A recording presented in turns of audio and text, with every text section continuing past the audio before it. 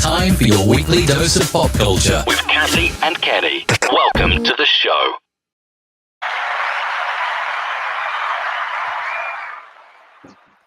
Welcome. Saturday night, and we are in the house. Look at you with your white shirt on.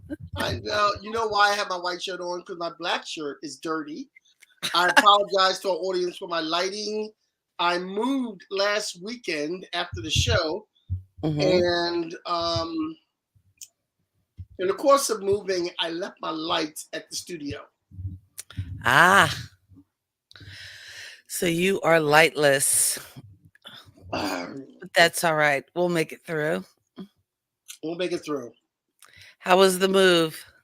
The move was good. I had a lot of help. My son George came over. Kiana was here. My best friend Beth was here. My coworker Dee was here, and they all met me at my house where I moved from, the house I moved out of, and we loaded up the truck.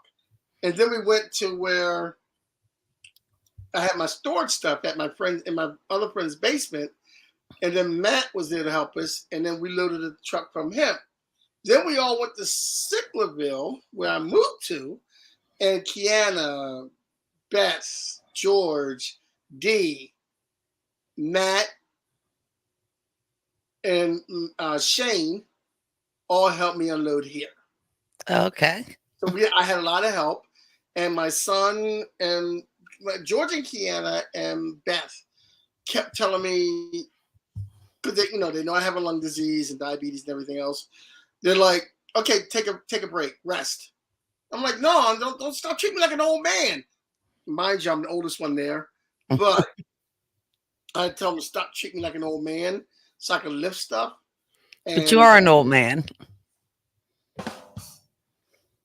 Okay, you need to buzz yourself for that one. What? You need to buzz yourself for that. I look good for my age. Okay. Yeah. So, but the move, let me tell you something. I am an old man. I will slap myself.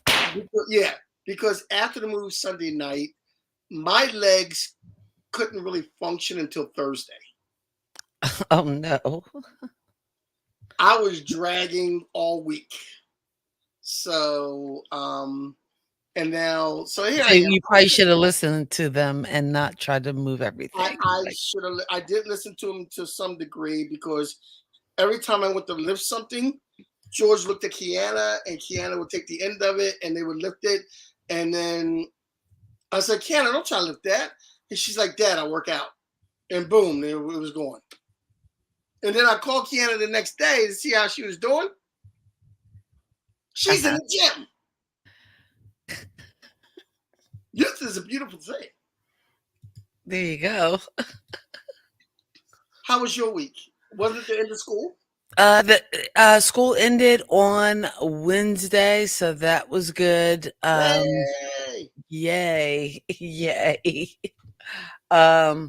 So, and that was just like but then the rest of the work begins, because I have to find staff and all that kind of stuff. A really cool thing that we got to do is usually at the end of the school year, we have like a staff lunch. And usually like last year, I think I catered lunch in and just brought in some food. And this year, our neighbor, Neil Goodman, who lives next door to us, he actually brought the property behind where we live, and it was a farm, and actually it was a cattle farm, because during the summer you get that nice whiff of cow, and there's nothing like the smell of hot cow in the summer. Hot cow in the morning. Right. Well, I remember one time that a couple cows got loose, and there were actually cows walking down our street, like hey, can I borrow a cup of sugar? That's when you know you're in the country. That's when you know you're in the country now. Well, no, the cows are gone because evidently Neil brought the farm and he has been renovating it, and like the barn he has turned into a wedding venue. So Nice. it's called Kingsley Shop Farm, and they actually have a property on there, a house that's been renovated, so that basically they rent it out for the wedding weekend. So there's like the bride's house where the bride and the bridesmaids stay. There is a space where the groomsmen can stay, and then there's just a man-made lake, Nice. and just grounds for days, so I gorgeous have, and all the pictures. times I've been down there, I've never met Neil Goldman. Okay, yeah, nice guy, and I think I haven't seen him in years, but, like, dad talks to him regularly, so but in any event, this wedding venue place is gorgeous, and if and in fact, I'll probably put a link in the description, because any of our folks who might be in the North Carolina area and looking for a, wedding venue, this This place to place go. is the bomb. But I will warn you, because I looked it up because I knew it was there, and I was thinking, "Oh, wouldn't that be cool to do like a staff meeting, or have a staff luncheon at this venue." So when and I'm putting the link in the description for Kingsley Shop Farms. Shout out to them; they are amazing. If a- And I was like, "Oh, wouldn't it be cool to do lunch there?" And looking at the pricing on the venue, don't even look at the pricing because it will blow your mind if you check out that Well, link. I mean, you And got I to think about it. There's a house for the brides. There's a place for the grooms for a Right, whole and I think they weekend. rent it by the weekend, and even the price for the day was kinda, like, ridiculous. But I was just like, "Well, I wonder how much it is just for a couple of hours," is a couple $100 or something. Maybe we can rent it for a couple of hours to do a luncheon with the staff. So I wrote a note to them. I'm like, "Hey, I'm your neighbor and back of the property, and I know you rent by the day or the weekend, but I would love to, you know, have lunch with my staff for the last day of school. Do you have hourly rates?" Well, Neil actually wrote me back and said, "Hey, since you guys are good neighbors and your dad's such a good guy, you can, and it's for educators, you guys can use the property for free." So that was Wow. really All right. awesome, awesome blessing. So, and if you look at this place, and I let me I'm gonna try to share my screen so you can see, um, so that you can see this place because it is amazeballs. It's just like, um, I don't know if that's coming up. No, it's only coming half the picture. Okay, I probably. We're not seeing the bottom half of the picture. Oh, okay. Well, there you So go. There you go. Okay. So, Oh yeah, wow. it's just, Okay. yeah, that's the big barn, with the venue, and I Oh guess that's when it's set up for, like, a wedding or something. We just had tables set up. Oh, yeah, so you can imagine it's just, like, gorgeous wow. pictures Yeah, because you this is could a nice actually. place for a wedding party to take a picture.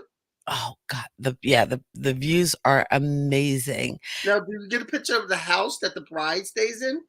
I did not, I did not. We were in this venue, but again, out and back of it, where they were sitting on, where the couple was sitting, yeah, right there is where you can fish.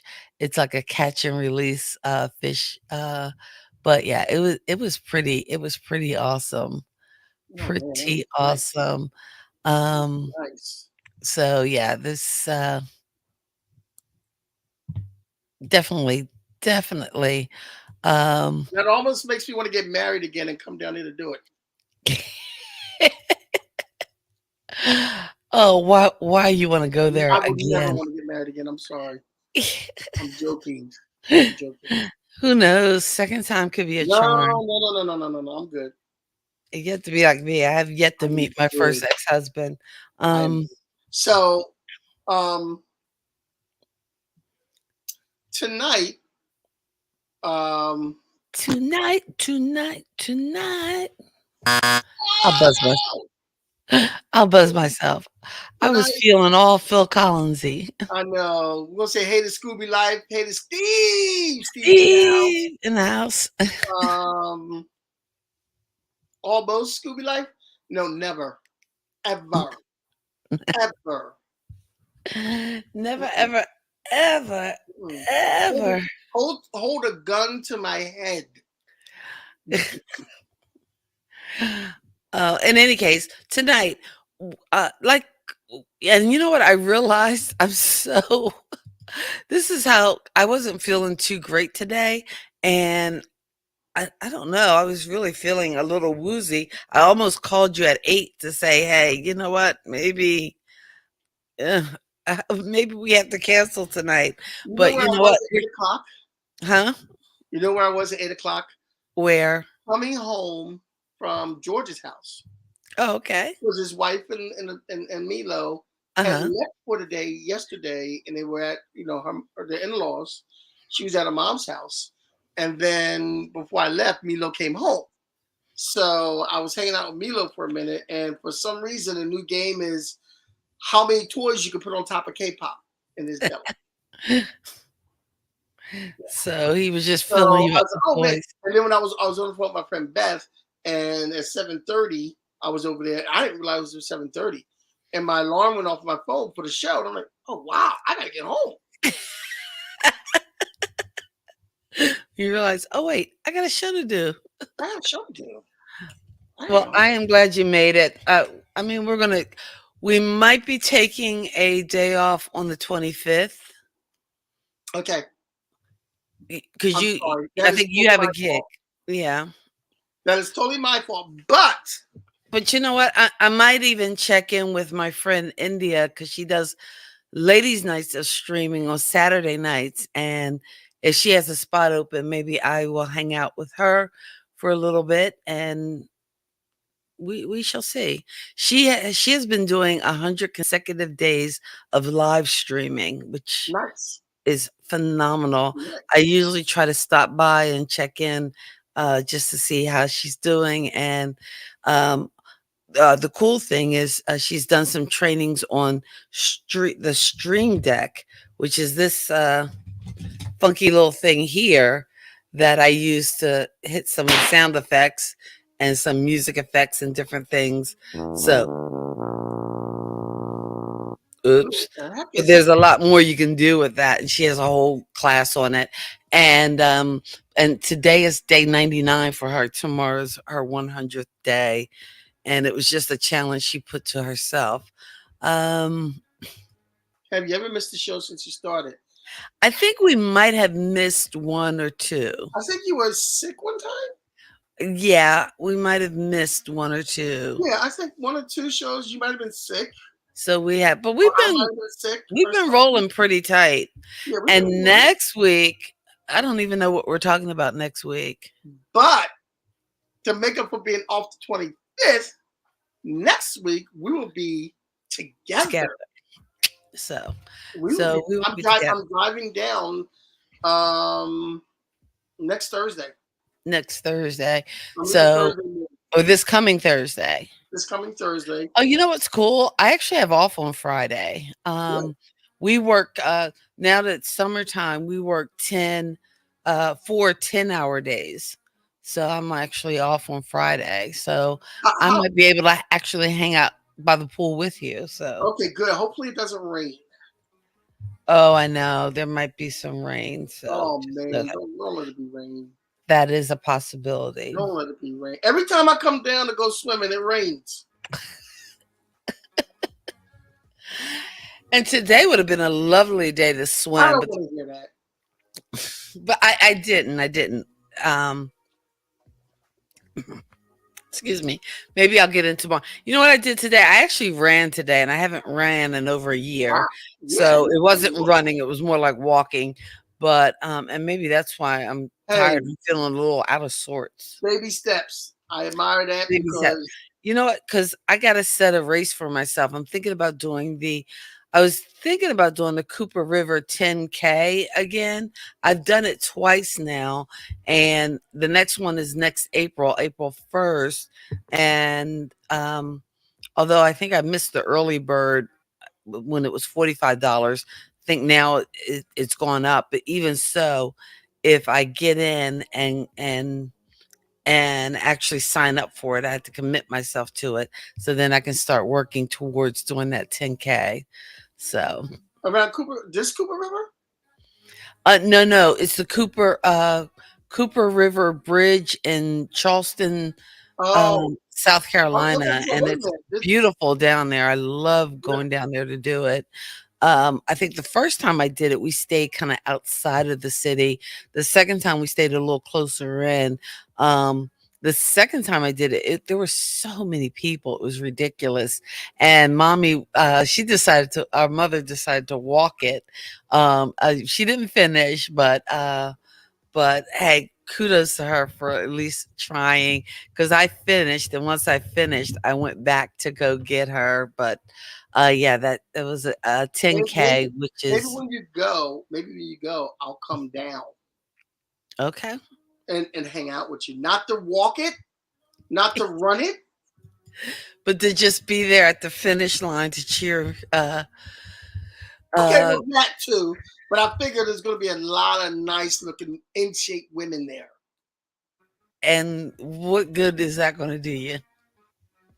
Just saying. I am Kenny Walker. Chances are they're going to be with the guys who are running. I am Kenny Walker. I'm smooth.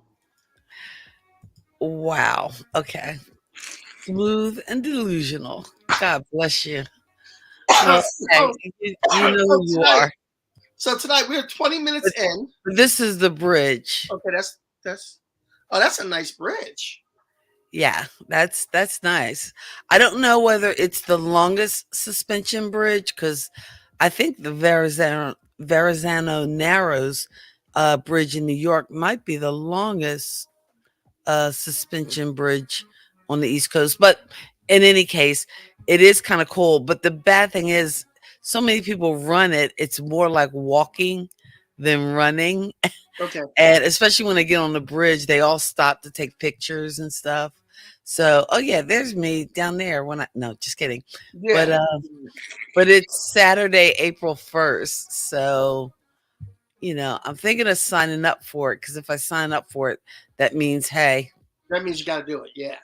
I got to do it. I got to get my butt in gear, and that'll kind of motivate me to get back to running. Yeah, because you used to run every day. I used to run every day, all day, and the pandemic kind of wiped it out of me, and thus I put on 50 pounds. So maybe if I get back to running and get ready for that race, my goal is to shed at least 30 of those pounds so that I can finish that race. And I think I did it in about 2 hours and 10 minutes. I'm not trying to shatter any records, but I need to just get back on the Racing for Bling bus. So, you know what? We've been on a half hour almost and have not hit our topic yet. So let's talk about our topic. And you know what? I realized I misspelled the thumbnail. Wow. That's when you're really too tired. That's when you know the school year has just kicked your butt thoroughly. I need you to do me a favor. Yes. I need you to post a link to the StreamYard on our page. Okay. Because I have someone who's going to come that I know very well, and she actually knows both of us because she grew up in Lawnside. Rhonda Pfeiffer, who's part of the LGBTQ community. She's the one who got me into a lot of television things that I did. But she just responded. She was out all day. She just responded to me that she'd be glad to come on and talk to us as a representative of the community. Okay, let me see if I can get that. Okay, I put the link in the chat, and that is to actually join the stream, because June is Pride Month. So for the LGBTQ plus community, Okay. yeah, I am seeing, and I wonder if furries are a part of that community because I don't know. I evidently don't think I so. was running in the park and I encountered a group of furries. So, and that's something I have new. never run into a group of furries. I did in the park. I kind of wanted to take the picture, but I didn't know if that would be considered offensive, but it was just interesting to me. But in any case, because the one guy had the big furry like headpiece on, I'm like, that's got to be hot. But hey, I don't think furries are well, part of it. June is uh, Pride Month. It's also um, Black Music Month too, and they cram so many different things in the month. But we wanted to do a show where we hit on and highlighted um, some of the intersection of the LGP, LGBTQ plus community and pop culture, and hit on a few of those kind of iconic moments. I think most of the stuff you listed, Kenny, here is in television shows, not really talking about some of the things in movies. And Yeah, um I didn't hit too much in movies. yeah, because we didn't hit movies, because I mean we could Movies touch you on can everything from Dog Day Afternoon to yes. Brokeback Mountain I to just bought a copy of Dog Day Afternoon DVD 2 weeks ago. are people even still buying DVDs? I am. It just seems like everything you want you can stream, but I know that feeling of like owning, because like there's No, a couple TV shows where I own the DVDs. Um, I still have all of my, although I don't have the reboot season of X Files, but I do have all my original X Files VHS tapes, and I have my DVDs, as well as one of the shows that are on our list that we will talk about. But if we're coming from the bottom, you listed Supergirl as the first transgender superhero. Now, is that from a comic book perspective or no, from the TV? that's actually from the TV show perspective. What happened was, and this is another case where they introduced the first transgender superhero on Supergirl on Hmm. TV.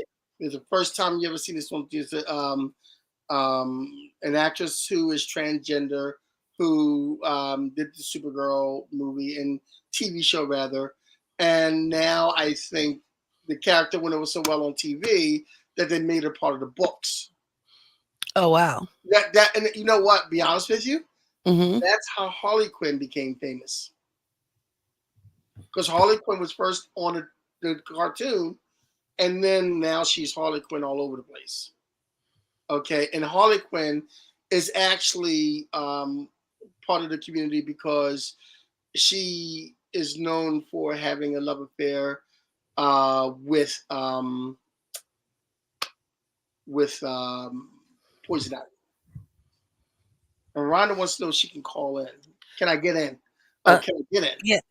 Yeah, I don't see her backstage yet. If she clicks on that link to join our stream, and that should be in the comments, I can repost that link. Um, so wait, what is that character's name? A Supergirl Daydreamer.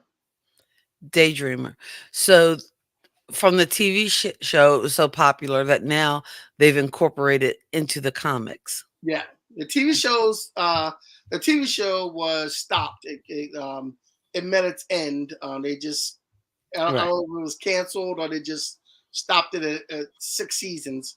But boom, there it is.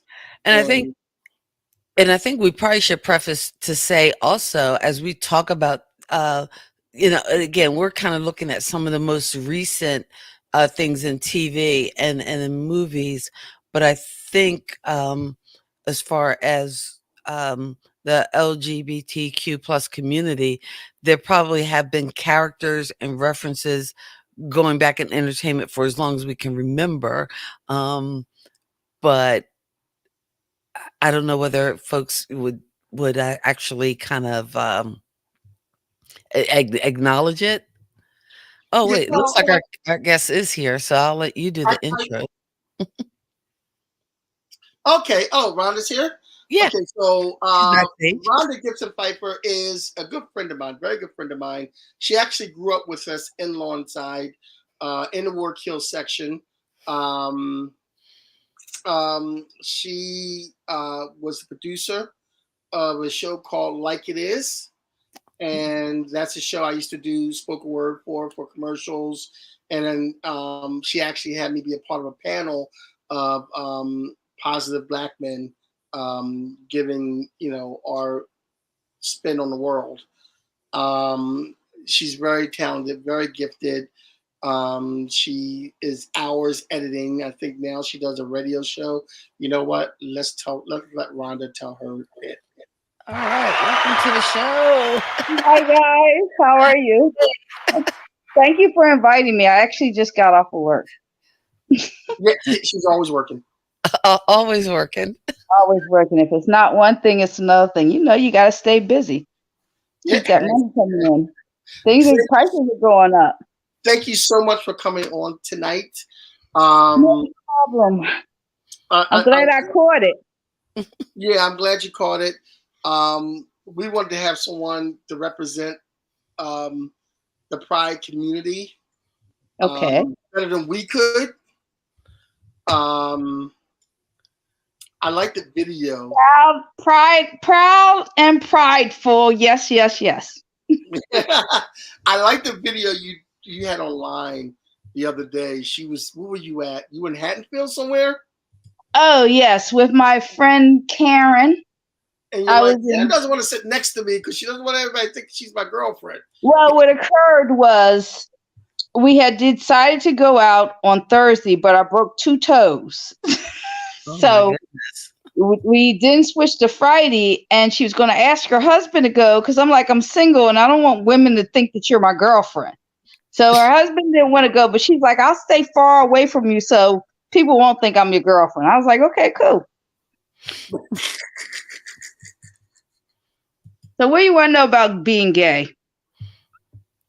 Well, basically, what questions does your audience have? I don't know what they have. I don't know. What questions do you have? I don't have any questions at all. What we're going to do is we're talking about different TV shows that have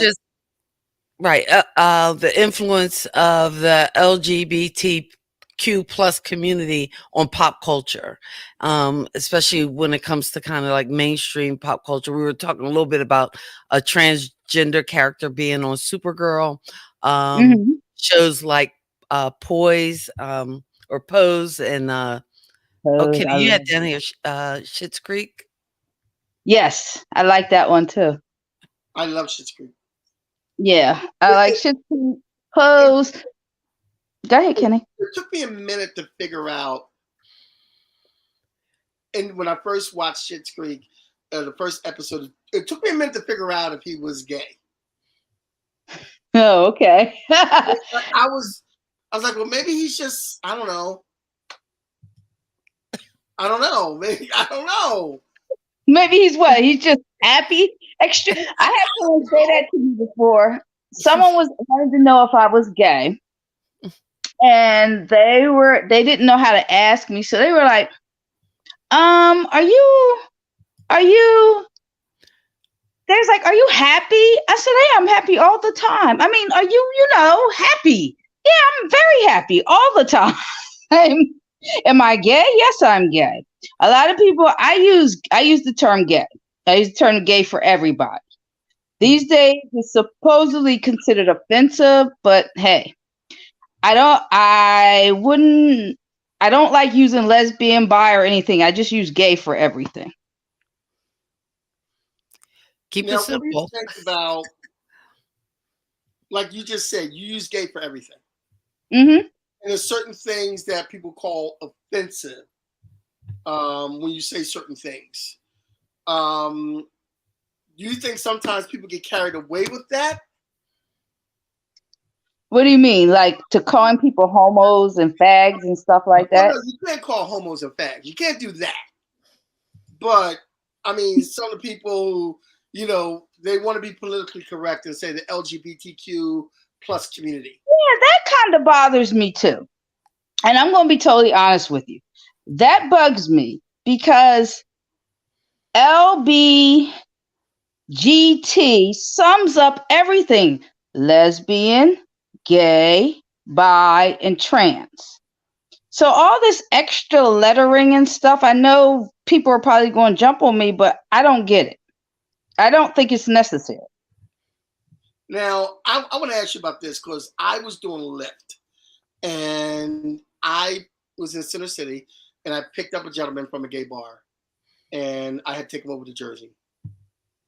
And we had a nice conversation. He was telling me how, he had to move to the city because he was born in very conservative Pennsylvania, yada, yada, yada. And we got to talking and I said something about, because he said something first. What are your views on the pronoun situation? I mean, a lot of my straight friends say I'm homophobic because I mean they do, and you've been there around people who have told me that I'm homophobic. Maybe I'm just old school. I just don't buy into all that. Basically, I am gay. I like women. I like men, but my preference is more so women. But the gay thing for me it's not sexual. It's not physical. It's not even the appearance. It is more so on the inside. I like people who are nurturing. Okay. I like people, it's the characteristics. That's what makes me gay. I mean, it's the inside. And I think that is with most people, but I think it is with straight people too. Because when you meet someone, you may look at their physical appearance, but you fall in love with what's on the inside of them.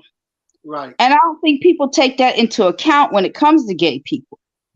But that's how we all fall in love. We all fall in love with what's on the inside. So technically, if you couldn't see whether someone was a man or a woman,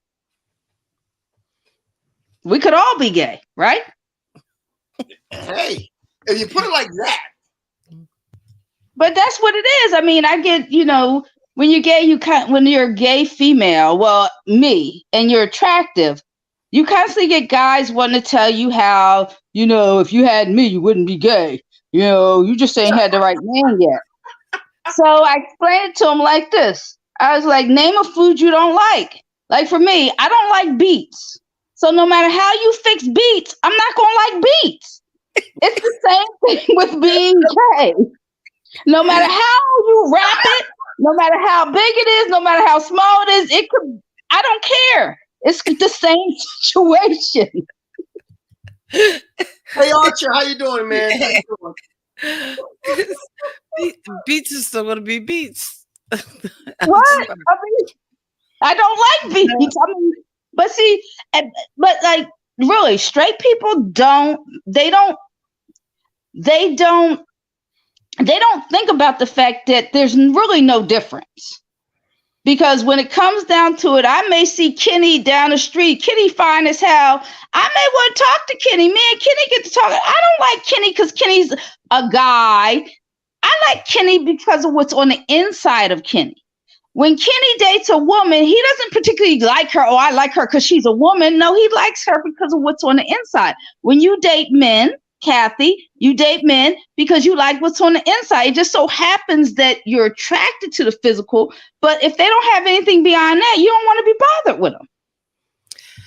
But I would find or hope you would think it's offensive that people would ask you or even question you about it, because we don't question necessarily straight people or, or make them, tell us their why. But see, I don't get offended because people are inquisitive, and I'd rather you ask me questions than make assumptions. And I think that's a big part of our problem with society anyway. Black people, white people, gay people, straight people. We all think we know one another, but we really don't. And until we take the time to actually have a conversation with those that we are opposing to understand one another, we're going to always have difficulties no matter what. That's the problem with everyone in this country. We don't know one another. All we know is white culture. All they know is white culture. That's all everybody knows is white culture. Nobody knows black culture. Nobody, except for black people. Nobody knows gay culture except for gay people. But we got to all sit down and talk. And we'll find that we're not that much different. We're not different at all. I think for allies, they at least take the time to know and learn a little bit about gay culture. I know when I lived in New York, when I worked in comedy, I mean, one of the places I had a chance to actually work out material or really get experience is through a group called the Mary Jo Comedy Show. And basically we went to gay and lesbian bars and to perform, and that gave us a platform and a place to perform. And at least it taught me that I'm sorry, no offense, but lesbians just don't know how to laugh. Gay men love me. But that's all economics, because two women living together are going to make less money and probably not going to dress as well as two men. So I don't know who you living with. They just don't laugh anyway. But hello. Okay, I have to tell the funniest story of my life. Okay. Kathy was doing comedy. Mm-hmm. And she was doing a show at Hepburn's in Center City, Philly. Oh, you were at Hepburn's? I miss Hepburn's so much, girl. Well, anyway. She was. I can't even say what the title of the show was because we can't say it on the show. But anyway, she does a show. They do the first set. And I remember that title. It was a good set. And then the second set, they had to do it downstairs. So we're at the bar. It's me. The two other comics were gay. One was a lesbian and one was a gay man. And Kathy's like, I have this joke, but I don't want to be offensive. So we're all sitting there, and Kathy tells a joke. At the bar, we're all cracking up. All four of us are cracking up. So she's like, all right, I'm going to go do the joke. I forgot what the joke was. It's like a I can't remember either. I don't know. She gets up on stage. She tells the joke. The room is dead. Nobody responds to the joke at all. Backstage, crickets. Backstage, the gay man is the only one cracking up. He's the only one laughing. And I'm in the back of the crowd. I'm cracking up. And then Kathy goes, it was funnier at the bar. And we both started cracking up even more. And everybody's looking at me like, what is so funny? Because it was funnier at the bar. I'm surprised they let you in Hepburn's. They let me in. Look. Hepburn's had a big deal about letting men in. Okay. Kathy, when did you perform at Hepburn's? What year was this? That was probably in the mid to late 90s. We're probably talking 96, 97. I was there. I was there. Because I think we've when I went around with that particular group, we performed everywhere from like Albany to Washington D.C. to Connecticut. To if there was a club or a bar or a space, usually with some purple or red door, we were performing there. One of my favorite places was in upstate New York. I think that was in Albany. It was a bar called like the Manhole. You have not done comedy till you performed, and it was like a leather bar, and it was just like, okay, this is gonna be scary, but just a bunch of teddy bears, just the best audience. The bears. They are bears. They consider themselves bears. I used to go to a leather bar in Philly, the Bike Stop. We used to go there because it was a bunch of us, and we'd just go around shooting pool. And they had a great pool table. So we'd go there. It was called the Bike Stop. And it was just leather and bears everywhere. But they're the nicest people. That's the thing. I don't understand. I just don't get it. I don't get the problem. Like, you know what? Something you guys should talk about. Let's talk about the fact that gay marriage is in jeopardy. Just like civil rights are in jeopardy. Because if the Supreme Court can roll back abortion laws, why can't they roll back gay marriage laws? And what's stopping them from rolling back the civil rights laws? And they're not even laws. They got to be signed in every so often. Everything could be up. Everything could be up and at stake. Exactly. And I don't think anyone's paying attention to that. Yeah, well, everybody's focused now. It's the distraction. Everybody's focused now on the January 6th hearings to see what that does. I'm gonna get back to our list. I'm sorry. I'm all over the place. No, I am a guest. I am not the producer today. You're not my producer today. I know. And again, when we're talking pop culture, we are trying to keep it light, but again, every once in a while, we do have to hit on to those. Okay, let's go light. My favorite show was Orange is the New Black. I've never seen that one. Oh, Orange is the New Black. Yes. Orange is the New Black. You guys got to go watch it. It's over now, but the season, you got to watch it. Oh my God, it was awesome. It was awesome. Orange is the New Black. You've never heard of that at all? I've definitely heard of it, and I think I might have watched the first one. Lorraine Cox, you know Lorraine Cox, right? Cox. Yes. Mm-hmm. She was in it. Well, Ruby Rose was in it too, wasn't she? There was a lot of them in it. I don't know all their names, but I do remember Lorraine because she's trans. Okay. There's you know what? 2022, the 2000s. There's a lot of acceptance. It took a long time, but there's a lot of acceptance. I know one of the pop culture moments we kind of highlighted on this list was the Real World San Francisco cast. And that was back in 1994.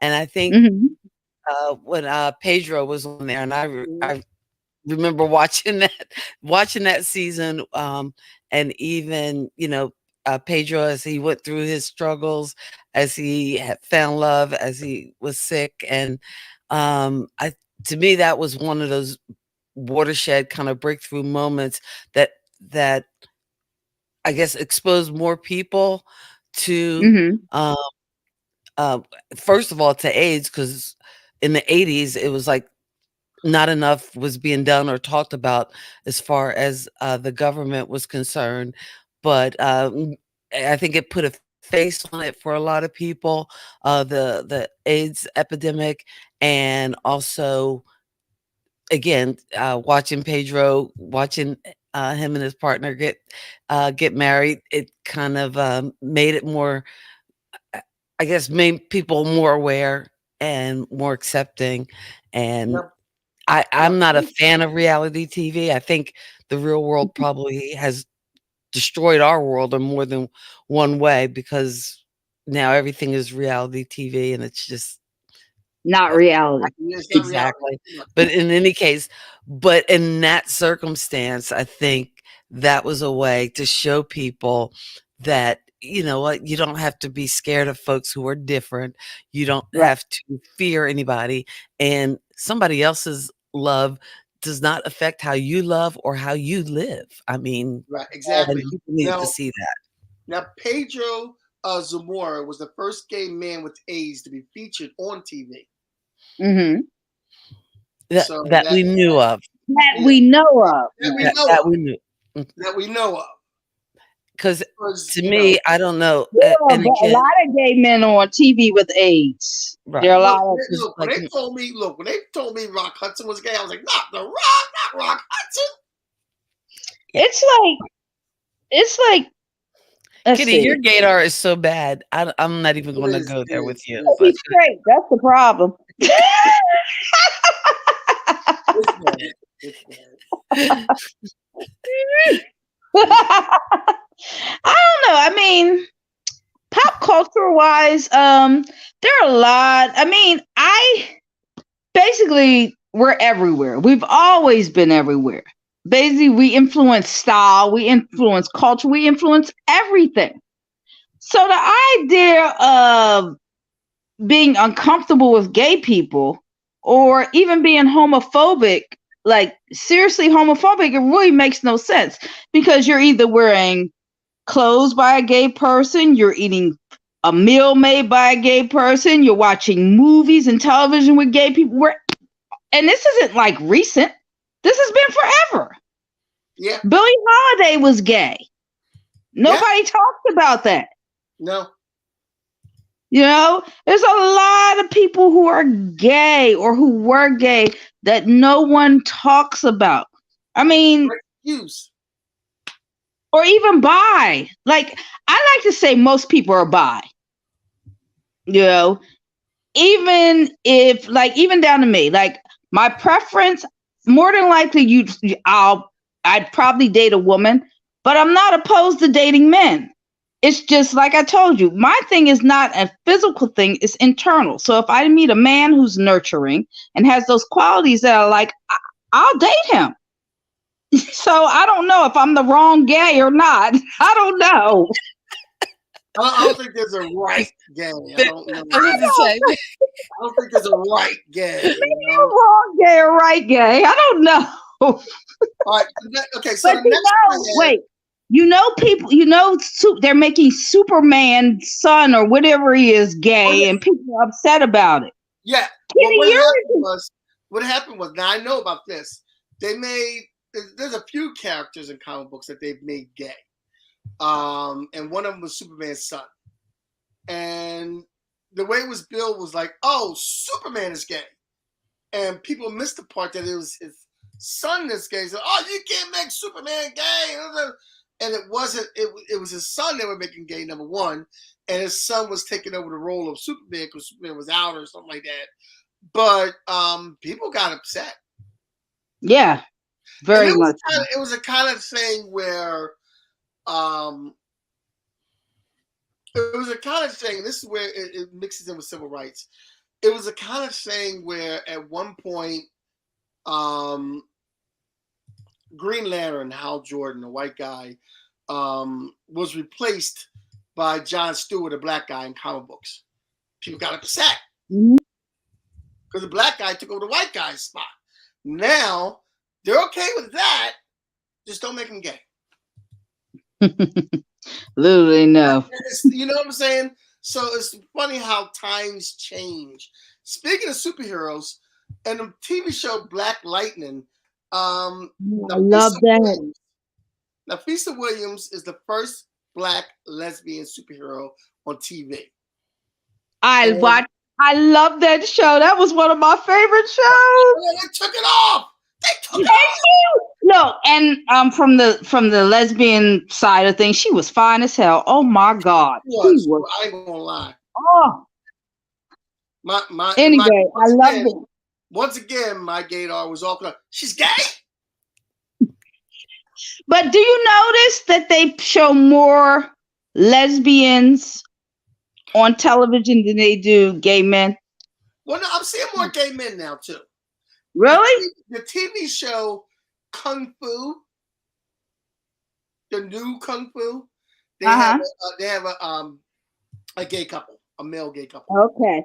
But I'm talking about like most commercials. Like when they made it okay for gay people, for same-sex couples to be on commercials and stuff, you more or less see mostly women more so than men. See, women being lesbians isn't as taboo as men being gay. Yeah, I see that. But that's because everything kind of has to revert back to the, white male patriarchy, and and again, that's threatening. Seeing men together is threatening to them, but seeing women together isn't. So, oh wait, we got another guest in the house. Also the type of women too. Who's coming in? Like I've never been gay back. I've never been gay back. I know he's fine, but what has he done for you lately? What have you done for me lately? Hold on, come on. Is that Tony? Okay, wait. Anthony Hello, Rizzo, walkers. from way back in the past. You probably need to turn the sound down on your computer because you're getting feedback. Back in the past, you probably need to turn the sound. Anthony Rizzo and I, we went to Rutgers University together, and that's way back in the day. And Kenny, I don't know, you might remember him because remember the play you did at Rutgers? Yeah, okay, you remember that. Tony's my man. Hey, you know what? I have one of the funniest stories ever because of Tony. When we did that play together, one night, me, Tony, and this other guy, like this blonde hair, good looking guy, we were all walking through. This is before the Camden campus got like big and it was all made out. This is when like right across the street from the campus was like the hood. And we walked to go get everybody drinks or snacks or whatever. And we're walking through, right? And the blonde guy goes, "Hey guys, are we gonna be all right over here? I mean, we're walking to Camden." Tony goes, "Well, Kenny's black and I look Puerto Rican, so you're the only one in trouble." Who's right, Don Burge? I still tell that story today because that was so hilarious. Oh, shoot. Y'all weren't going to protect the white guy? Y'all were going to leave him hanging? Hey. You learn how to run. Learn how to run. Okay. We are talking all things pride and pop culture. So what is your biggest moment as far as pop culture and the celebration of Pride Month goes? What's your biggest connection? The celebration of Pride Month goes. What's your biggest connection? The celebration of Pride Month. Wait. I'm echoing. What's your biggest connection? That's not me. Okay, that might be you, Tony. All right, why am I behind? That might be you, Tony. Because if your sound is if the sound on your device is up, because that's why we tend to use headphones sometimes, or either turn the sound down or. All right, so if I mute my device, I can't hear anything. Okay, but then you can't hear anything, so you might need headphones. I need headphones, man. Wait, let me unmute you because I think I muted you for a second because we were getting feedback. Because, sometimes if you have some headbuds or earphones, that way you can still hear us. All right, let me see if I can get a pair of earphones. Okay, all right. Earphones. He's gonna get. While he does that, let me tell you what the first daytime gay kiss was in 2007. As the World Turns. Do you know what the characters were? I didn't watch As the World Turns. Okay. It wasn't Ellen or Roseanne? Well, that was prime time, probably. It's daytime. Daytime. Okay. The first gay wedding was on Roseanne. The first lesbian wedding was on Friends. Oh, that's right. Ross's ex-wife. Right. Yes. I remember that. Now, another significant moment is Buffy the Vampire Slayer. My favorite show. Willow and Tara kiss in season 5, episode 16. I've never watched Buffy the Vampire Slayer. Sorry. Loved Buffy the Vampire Slayer. But yeah, Willow and Tara. So those um, characters in prime time, and that was at the time, I guess, considered a big deal. But again, as more characters and things are presented, then it becomes less of this phenomenon or taboo. But I will tell you, one of my favorite TV shows that I was kind of addicted to was the original. I know you're going to say it. What? I thought you were going to say the L word. No, it was Queer Eye.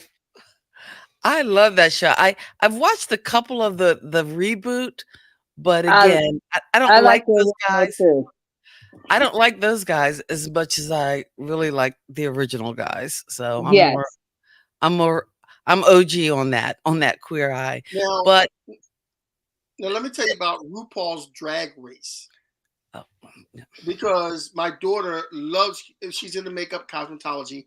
She loves RuPaul's Drag Race. Yeah, I remember she dressed you up as a woman. Yeah, that's what they dressed me up as a woman because she said, "Dad, let me dress you up as a drag queen." I'm like, "Nah, we good." "Dad, please." I'm like, "No." And then we fought about it. And then I went to myself and I thought, you know what? Makeup is what she wants to follow, cosmetology. So let me put my ego and my male pride aside. If I do this, let her do this to me. I'm encouraging her to do what she wants to do. You're definitely a girl, Dad. Yeah, I know. Oh, she looks so pretty going to the prom. Oh, yeah, she did. And that's the kind of stuff that makes you feel old. Well, here's the thing. All the parents were sitting there and they were talking before my daughter showed up. And the parents talking and were like, "Oh, after this, we got graduation and then we get to send them off to college and that's it." And they were like, and so the parents were like, nah, you never get rid of them. I'm like, "Hey, I got two in their 30s. They're like, 30s? I was like, "Yeah, well, my stepdaughter's 36 and my son's 30 this year." And then one guy goes, "You don't look like you're old enough to have 30-year-olds. And I'm like, well, "What did you say? What did you tell him?" Huh? What did you tell him when he said that? I have grandkids. You should have looked at him and said, No, I said there's a secret. And they all kind of gather close to me because I'm the only black guy there. I go, "Black don't crack." And it rarely wrinkles. Yeah. So they started laughing. So here's the thing. Here's how my gaydar is off also. And the Ellen show. Ellen came out as gay on her show. It was we all remember it. I was hot for Ellen. I didn't see it.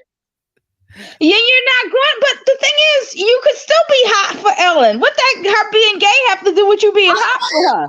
Look, I am still hot. But no, I'll tell you one. Ellen's wife. I was a big fan of Ally McBeal. Ellen's wife played an attorney on that show. I called her immediately. I was like, "She's gay. Portia's gay." And the people I used to watch the show with, of course they say, "Oh, you gay people want everybody to be gay." No, she's gay. Trust me. Then it turns out she starts dating Ellen. So I looked at my friend when I found out. I said, "I told you." She's like, "How did you know that?" I'm like, "You just know." She's like, "You've never seen her in person. You just see her." I'm like, "It's just something that you just know." But Kenny, how are you expected to have gaydar if you're not gay? Is there something you need to tell us? I don't know. I don't have it. He can't tell. Although I do remember meeting Ellen DeGeneres again back when I was doing comedy before she had the sitcom actually, and yeah, it's like, oh, that's like a big open secret. Exactly. Hello. Everybody knew that. So, and I always thought it was kind of odd too that when she did have before she had the Ellen show, the talk show, when she had the sitcom, they had her doing all Mhm. this very physical comedy. And actually, when you went to a show and saw her stand up, it wasn't physical comedy. It was very much plays on words and these little stories and like her conversation with God and all Mhm. these different things that was, very almost more cerebral than physical comedy. So I don't know, like that kind of turned me off on her sitcom because to me I could see that there was something not authentic, and maybe Mhm. that's Now, because she why do wasn't you being think her that is? authentic Why do you self, think? which is why the talk show was probably the better format, for her because Yeah. she could be herself. Why do you think that is? Why do you think they made her do the physical comedy I don't know, instead of what she and was again, known Because if it's you're trying to more please the suits and the advertisers and they no, were probably saying, "Hey, this is an avenue that needs to be tapped, so here, let's take advantage of it." being in production and a television producer, it's what draws an audience. I mean, first of all, anything you watch or listen to on television or radio, it doesn't go beyond, unless you're particularly like watching a TED talk or something, it doesn't exceed beyond like a ninth grade level because most people only function as far as a ninth grade level. So physical comedy is more visual. She couldn't do the comedy that you said is like a lot of play on words and stuff. That wouldn't work on television. So that's why they had her doing a physical comedy. Most comedians, when you see them on television, they're doing physical comedy. But Seinfeld was able to do word comedy. Well, But he and he also there cast was the people around him who could do the physical comedy the people so that he could exactly the people around him did the physical comedy. Okay. All right. I see what you're saying. So that's just and a actually TV thing. well, that was right for her Ellen show, but I guess even before that, you had Rosie O'Donnell who had her show, and I don't know whether I think during the course of the run of the show, she eventually came out. Another open secret, like you couldn't tell. I couldn't. That's what I love. I love when these celebrities come out like, and everybody's like, "Oh my God, yay! You came out. We already knew. Why do you come? You're not really coming out to anything." That's what I don't get. I didn't know. Well, having worked in like both theater and stand-up comedy, I thought it was always interesting that in theater there was, I mean, just about every other actor that you worked with was gay, but yet in comedy it was almost the opposite, to the point where there was such this feeling of testosterone. It was just like almost homophobic to an offensive point, which is why when I was doing comedy during that time in the early 90s to mid 90s, that I got to play the gay clubs, it was almost kind of a relief, because sometimes when you were playing either clubs on the Chitlin circuit or clubs in the mainstream Manhattan downtown, um, I, I don't know. Again, things were so sexist and frankly racist that you couldn't, you could be comfortable. You couldn't find your comedy voice among that. Mhm. So I was kind of thankful to have those clubs to play in, to get to find my comedy voice, and also to be in a place where um, there was no judgment. You kind of got a little bit of a free pass. So even if you're working on comedy or working on things, I felt like, well, no, I'm going to say there was no judgment, because I'm telling you, those lesbians, they were a hard audience.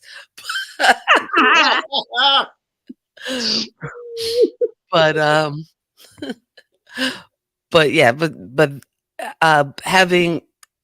getting a chance to work those audiences or be exposed to that audience, I think was very helpful. One of the biggest shows I got to do early in my career was at a festival, and Kate Clinton, who was a really pretty well-known comedian, although she never had, like, I guess the crossover success that didn't come till, I would say, the late 90s for some of the comedians and actors.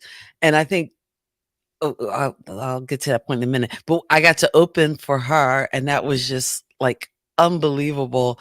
Just, again, the crowd she drew, and it was kind of cool because at the time a comedian that I was friends with really wanted to meet Kate Clinton, and because I got to open this show, is like I got to actually bring her backstage and introduce her and everything, and it was like, wait, I'm opening for somebody really big and really important. But and there was another comedian that I worked with, Suzanne Westenhofer, who was gaining some success, gaining some momentum. But she found when she went to Hollywood, went to California, there were people, and again, we're talking mid 90s or so, who were trying to distance themselves from her because they didn't want to be associated with a gay performer. Whereas now you have somebody like Gerard Carmichael who can, not only, be this funny comedian and come out, but get to host Saturday Night Live and just, to me, crush it. I thought he did an amazing job. And that, Little Nas X, I mean, it's like it's a non-thing, or hopefully it's becoming more, I think, of a non-thing, so that we can just get to the heart of like the folks with talent. Well, like for the kids, it's a non-thing. Like my godson is 9 now, and then we were having a conversation. We were talking about something, and I was like, "Yeah, his wife," and we were talking about something on television. So I was like, "Yeah, him and his wife." He's like, "Or his husband." And I'm like, and he's like, "His husband, Rhonda, he can have a husband." And I'm like, "Oh yeah, he can have a husband." So for like kids these days, it's no big deal. They have no clue what transpired 10 years ago, 5 years ago. And as far as the industry, what I find really just, it baffles my mind, because behind the scenes, everybody's their genuine self. So we know who's gay, we know who's straight behind the scenes, but then it's like once they are in the public, all of a sudden you want them to be straight. You want them to act straight. But that's not the way it is. Like, I have worked around gay people most of my career, and I don't understand if it's okay for them to be gay when they're not in front of the camera. Why isn't it okay for them to be gay in front of the camera? I mean, we know who you are. We all socialize together. We know who you are. The only people who don't know who you are the fans that watch you through the television. You function in the whole nine. Go to parties, you bring your significant other, the whole nine. And it's all fine until the camera comes on. And then all of a sudden it's a problem. That's what I don't get. I mean, so many, and like you said, Kenny, I know a lot of people who I've worked with that straight people have had the biggest crushes on them because they had no clue they were gay. Which I don't understand that, but the thing is, like I said, I don't get it. I'm sitting, like one of the shops I worked in, just about everybody in there was gay. But it's like, once the camera comes on, all of a sudden you got to be straight. So that was my issue. But me personally, I'm Rhonda. And whatever Rhonda is that day, that's what Rhonda's going to be. Okay, so that being said, Rhonda, next time we are doing something together and any of the straight women have a crush on me, you need to let me know. Well, the thing is, most of the straight women have crushes on me. Get married again. Because I can't tell that either. Well, I'll let you know, because there was one that I think had a crush on you, but we won't say her name. But there was one I think had a little crush on you, and I think you had a little crush on her too. But we'll leave that one alone. Anyway, going on to the next. Do we ever get Tony back in? No, I haven't seen him come back in. I know what she's talking about, because we were messaging one day, and she said, "So, what's going on with you and such and such?" And I'm like, but really, you know what? More straight women come on to me than gay women. In all honesty, straight women come on to me more than gay women. I can't get straight or gay women to come on to me. It's okay. Just dress up and drag. You'll get somebody. Yeah, get your drag outfit out. I did get some Mackenzie to make you up again. So, Kenny, who was the first gay character that you knew of? In comic books or TV or what? In general, the first gay character.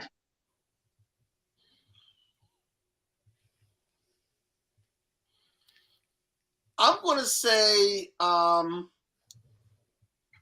the first guy that I knew had to be gay when I was a kid.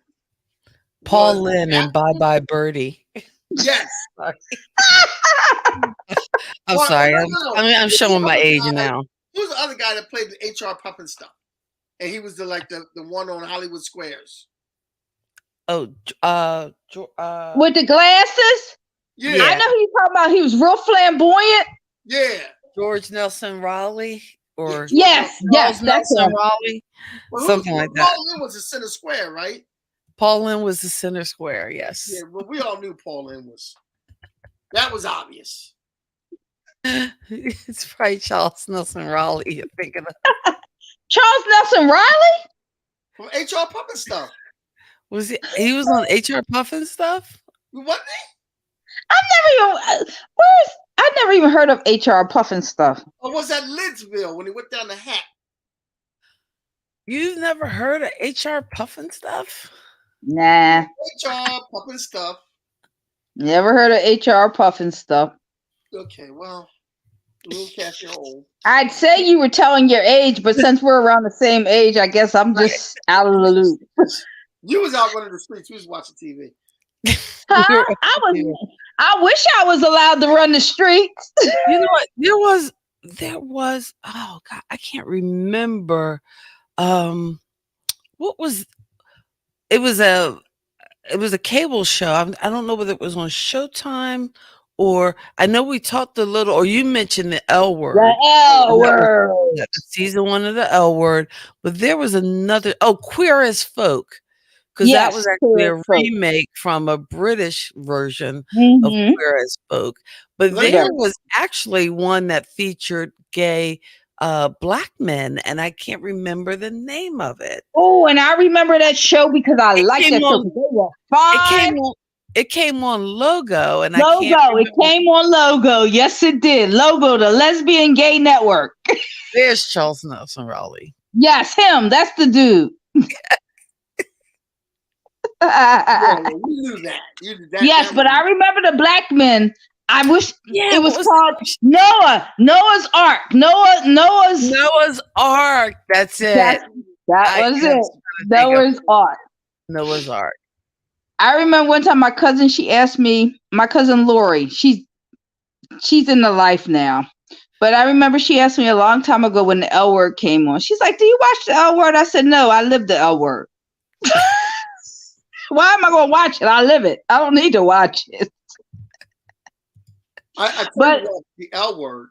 There's a song that they did on that show, and I think it was Pam Grier that sang it and a couple others. Oh man, what was? And they did such a good. It was a remake of a song, and I know I got it in my listing. Noah's Ark. That's what I love that show. Okay. Although just about every guy on there was fine. Oh, yeah. Watching Noah's Ark. I love Noah's Ark. Kenny. Yeah. Well, this isn't gay, but some people think it's gay. I just want to know, are you going to be wearing the hoochie shorts this summer? Because I'm all for the hoochie shorts.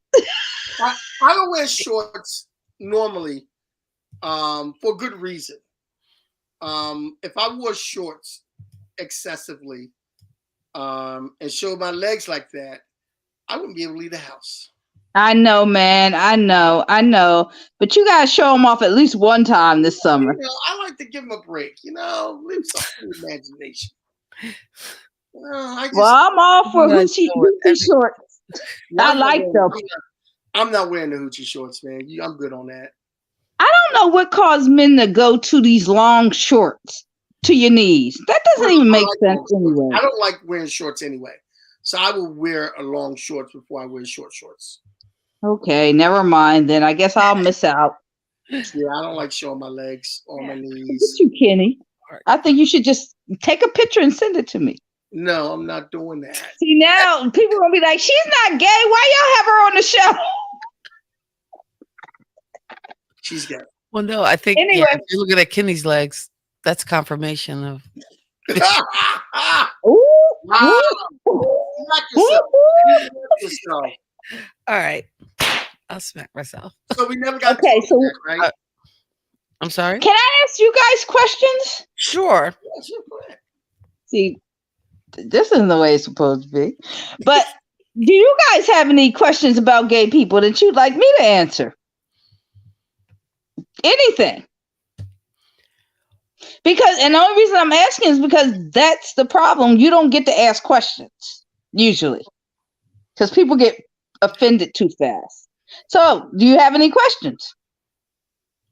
And I would say no, only because I think for the folks that I do know that are gay, if I did have questions, I could ask them. But I don't even think I have questions that are even related to their sexuality, because usually we're talking about stuff on a totally different level, and probably more of my questions would be about the political and social impacts and things of how do we change perspectives, how do we support in ways that aren't, because even when Kenny and I talked about it, I was like, oh well, can we do a Pride Month show or talk about the impact of these pride issues on pop culture if we're not gay,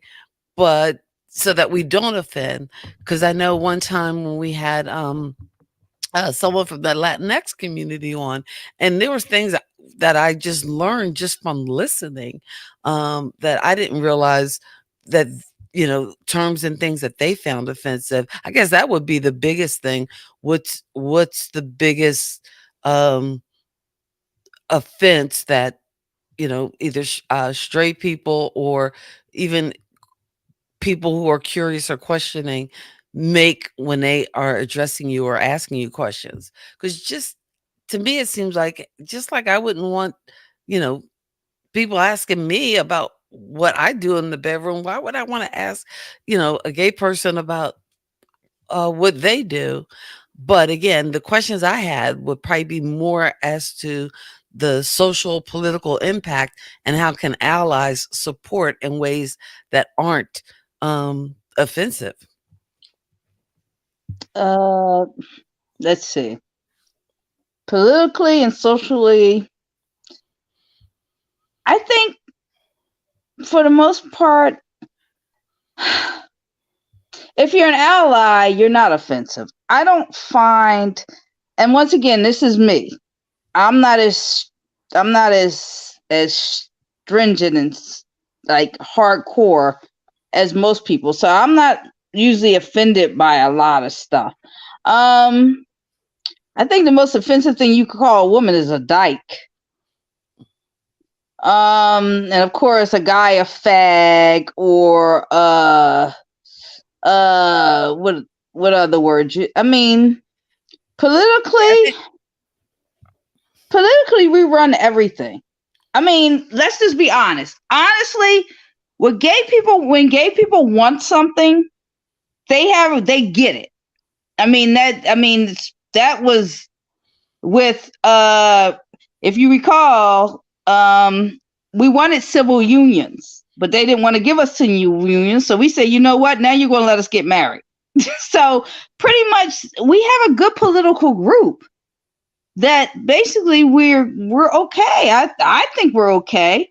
I think, but again, given that we have this conservative Supreme Court, and again, with the political tides shifting as it does, is there a worry that, hey, some of the rights that are enjoyed Well, I might did be bring taken that away. up. Yes. Mm. It's possible that the marriage situation may become an issue. But I don't know that. See,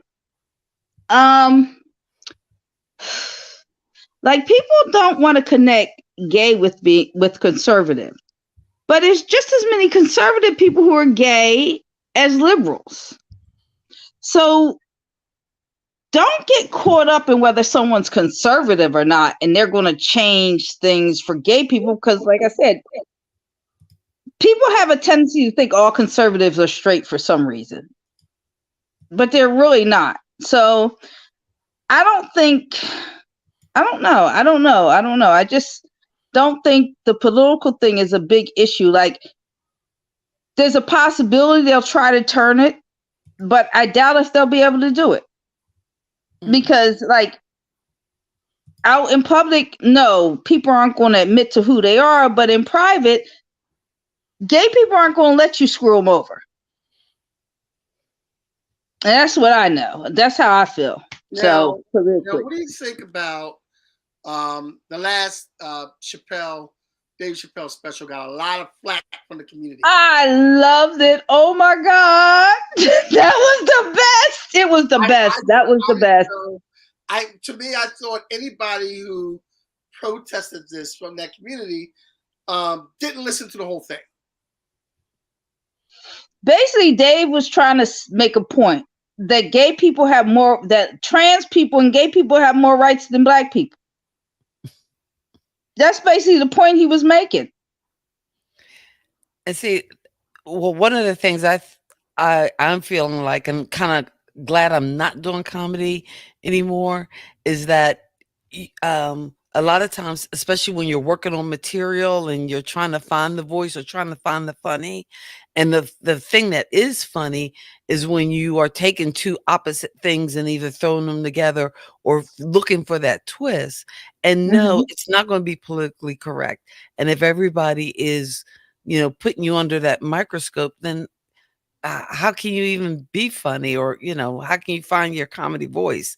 So comedy is comedy, and people need to just, step back and relax and chill. Yes, and I totally agree with you. Comedians make fun of everyone. That's what comedy is about. Comedy is about making you laugh. Comedy is about taking It's stuff subversive, and it should be, right.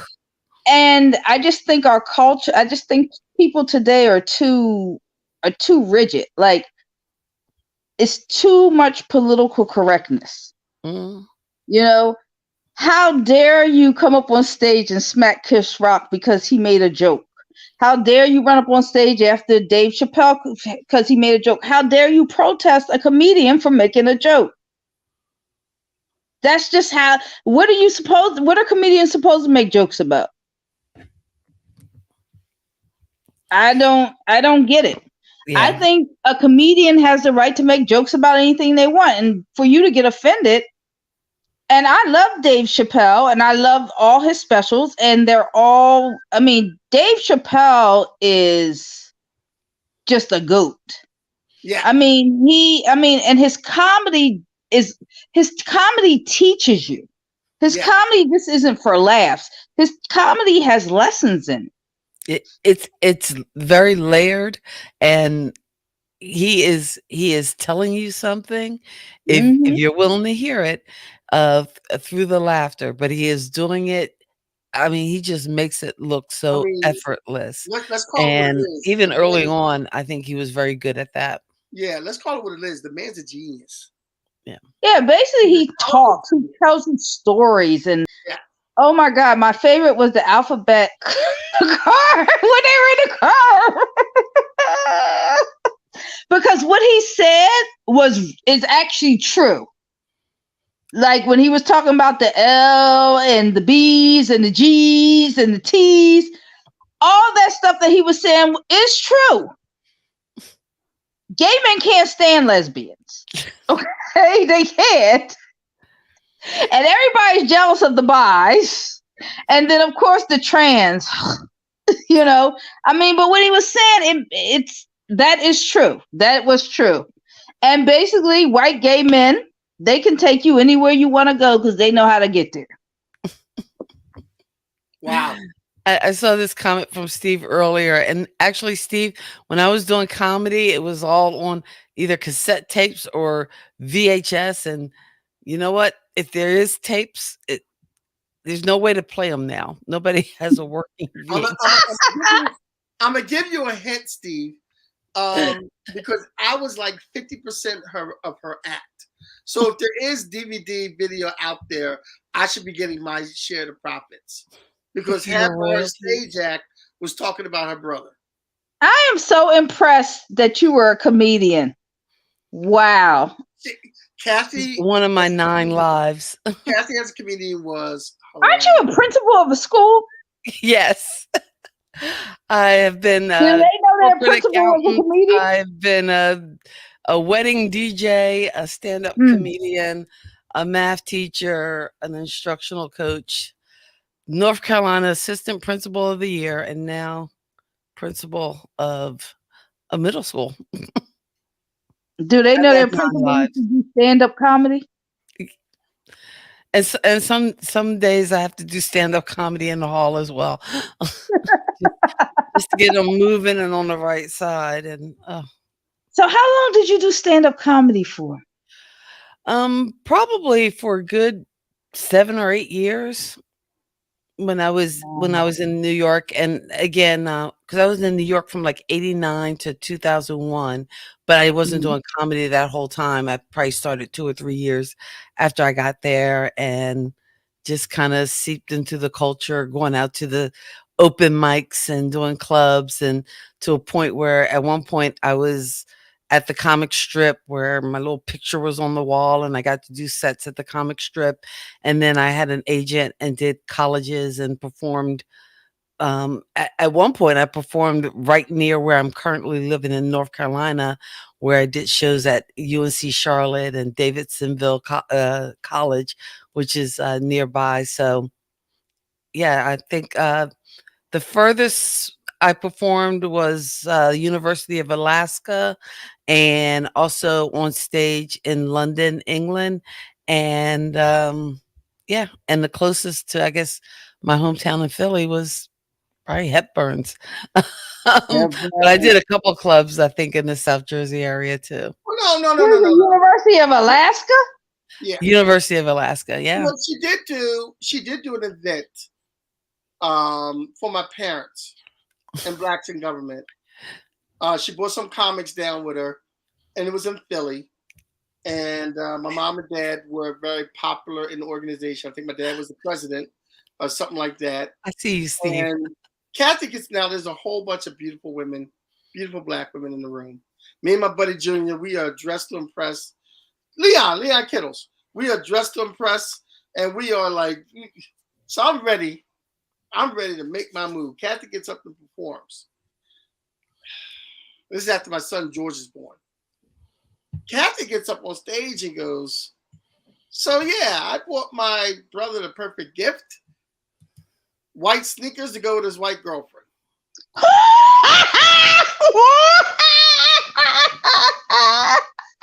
As you know how Black I love you. As you know how Black women are, I was shocked for the rest of the night. I was done for the rest of the night.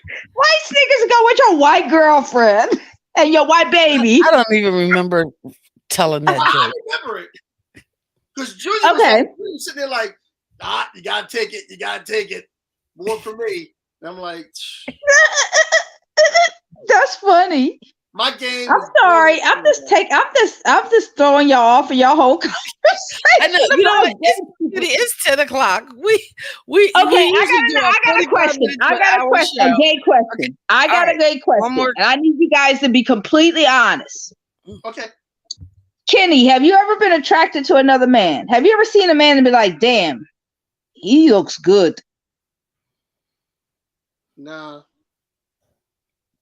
Kathy, have you ever been attracted to another woman? I think there have been some really beautiful women that you could look at and go, wow. I think women, yeah, they look probably nicer than men. Some men. Some men. You know what? I can't say that I have. I don't mean getting, like, oh, I want to sleep with him, but like, you've never looked at a man and be like, yeah, he looks. I'm gonna go the boomerang rate way on this. When Eddie Murphy said, "Yeah, we look at other guys and say, oh, he's a good-looking guy. He's really cool, but we not, Has a man ever came on to you? I did have a man come on to me one time. And what was your reaction? I can't say on here.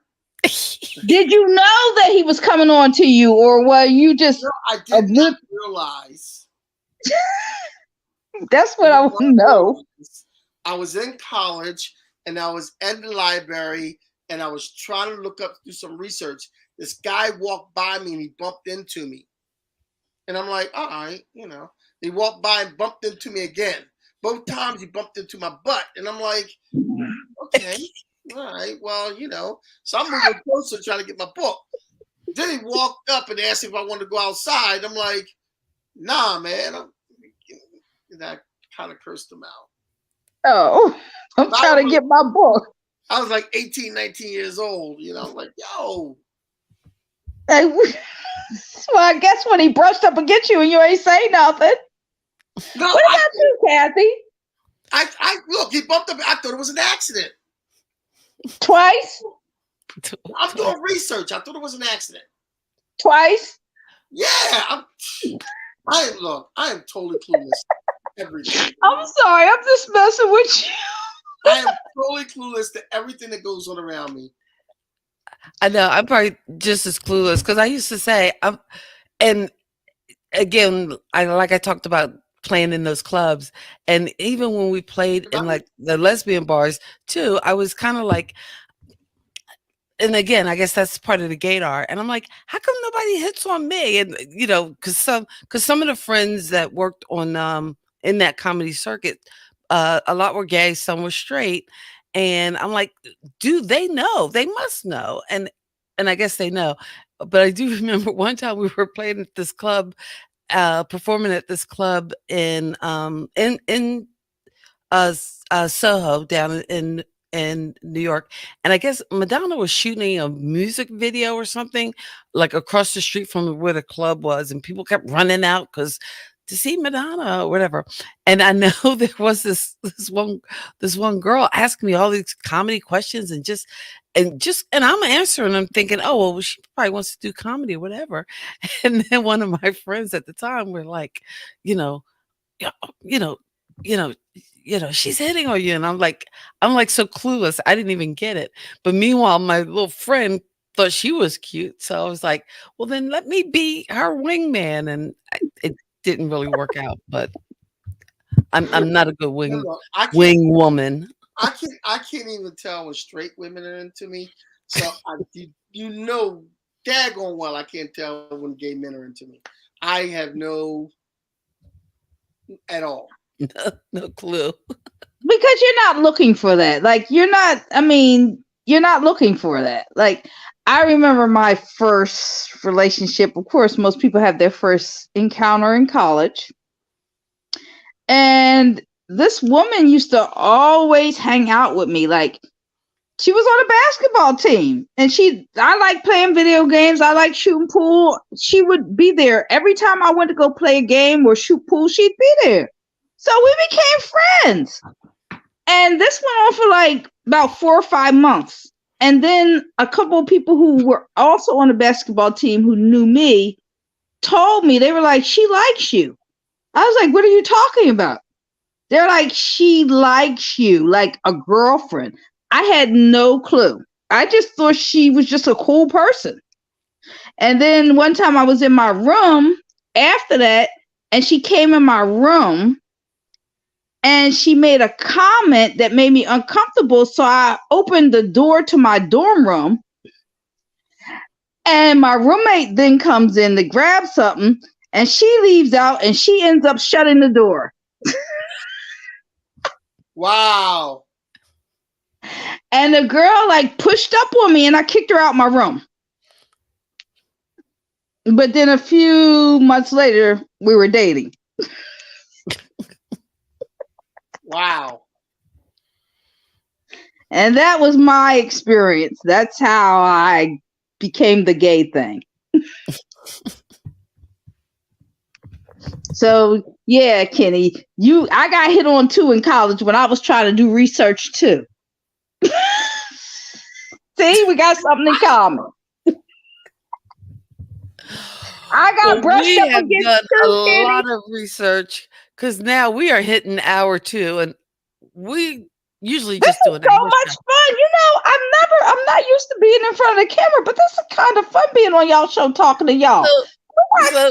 So as you're used to being the producer behind the because I know I came to see one of the episodes that Kenny was on of the show you're producing, so you're used to pulling all the strings behind the camera, but maybe your calling is in front of the camera. Yes. Whatever. Kenny, that was Kenny's first. Kenny, that's when you started doing your poetry. No, it's not when I first started. Oh. No, because you came to see me when I had my band. Yeah. And then I came on the show. Oh, okay. I've been doing spoken word since I was like 25. I used to do spoken word. I was actually going to come to one of your things and do some spoken word. You should. You should. I haven't written poetry or done spoken word in years, Kenny. You have a chance to brush up. The first Friday every month, I'm in Mount Holly. Come out to Mount Holly and do some. And then starting July, rather, every Thursday night, Words Out Productions is going to do something at Miss Sealy's Blues, an open mic there. And on the 25th, I'm going to be in Camden Park hosting a... Lawnside Day is the 25th. Yeah, I'm not going to be there. I know Lawnside Day is the 25th. Okay, I'm just... Because Erica McCoy gave me all the information. And I Who? said, yeah, Erica McCoy. Oh, okay. Yeah. She gave me all the information. And I said, yeah, I have an obligation. So you're going to be in Camden at the waterfront? Yeah, on the 25th, yeah. Okay. What time? I think after 5. Okay, you got to put something on Facebook so I can share it. There is something. I'll put it on again, though. Yeah. There's something on there. Do me a favor. When you post stuff, post it to my page too. My page is public. And I keep my page public. So when you guys have stuff, you can just post it without even consulting me. I know you're not going to post nothing inappropriate. So when you got stuff, put it on my page, okay? Okay. I'm gonna put a picture of me in those little men hoochie shorts now. Oh, look, I'm waiting. Look, I am waiting for that. Make sure it's not inappropriate. Well, listen, we want to thank you. Hoochie shorts are not inappropriate. Women want the hoochie shorts. Put those hoochie shorts on, honey. Kathy. Maybe that person we were talking about might like that picture. Mm-hmm. Yeah, I think they might. Aren't they? Are they? I thought they got married. No, let's not give away too much. Yeah. But I'm just saying, I thought they got married. Nope, they're not married. Okay. Kathy, so when are you going to start doing some comedy again? I have hung up my comedy. That you love it. Nope. It's obvious that you love it because you're constantly talking about it. So when are you going to start doing it again? I don't see that in the future. Like I said, everything is a little too politically correct for me now. I'm a producer. I make things happen. We got to do something. We got to do something. Even if you just do some video stuff.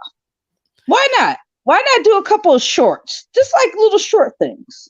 I probably could do some video shorts. I probably have years of comedy material after 20 years in public education. I know. So... Question: did you stop doing comedy because it doesn't pay the bills, or did you stop doing comedy because you didn't want to do comedy anymore?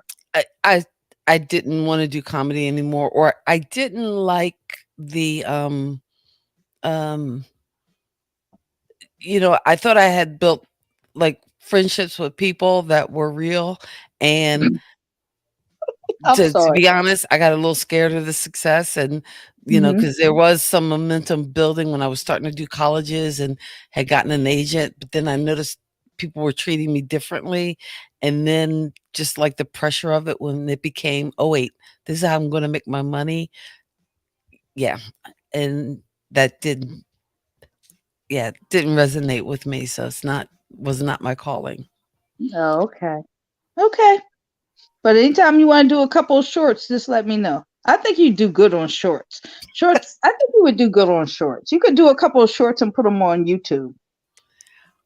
But see, that's just the producer in me. I'm sorry, my bad. He's constantly working.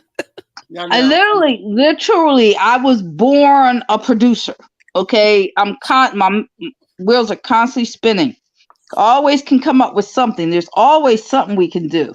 Well, we'll talk because I got some stuff coming up with the label. I said Kathy, not Kenny. Wow. No, I'm just joking, Kenny. I'm done. Kenny, I gotta introduce you to my cousin too. Cause yeah. But Kenny, I'm down. You know, whatever you want to do, you just tell me. It's okay.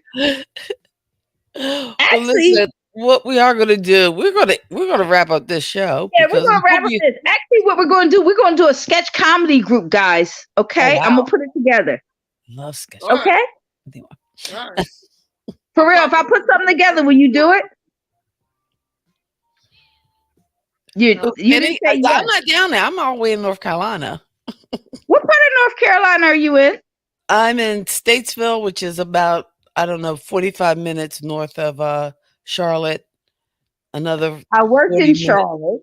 I worked at the television station in Charlotte, the Fox station. Oh, wow. My family are the Spaldings of Durham, North Carolina. Mm-hmm. So my family's from North Carolina, you know. So yeah, so that's why I was wondering where you were. Yeah, just between Winston-Salem and Charlotte. Statesville is right down there. Okay. All right, so we have went a whole 45 minutes over our time. I'm sorry. I apologize. Great conversation. I know, good conversation. We're almost to a 2-hour show, which is like, never heard of with us. But in the meantime, and in between time, next week, Kathy and I will be together because I'm going down on Thursday. And I think we're going to do our Juneteenth show. Juneteenth. Yes. I got my Juneteenth watch on. Okay. My red, black, and green watch. So we're going to be doing our Juneteenth together next week. I don't know how we're doing it, whether we're doing live from the function we're going to be at or... Yeah, because I'm not sure what time we will. Usually we're 8:30 Saturday nights, and that's kind of the space we live in. But we'll come at you whenever we come at you next Saturday night, because by 8:30 we might be exhausted, or we might still be on location tearing down. We'll let you know on Thursday. What's going to happen. Because it might be an earlier stream next week. And so we'll be sights and sounds from Juneteenth. So we will see you guys then. Thanks so much to our special guests for being here. Rhonda, thank you very much. Happy Pride Month to all. And we will see you next week. Peace. God bless your soul and keep living. Peace. Thank you. Bye. Thank you for geeking out with Kathy and Kenny on Kathy and Kenny Explain Pop Culture.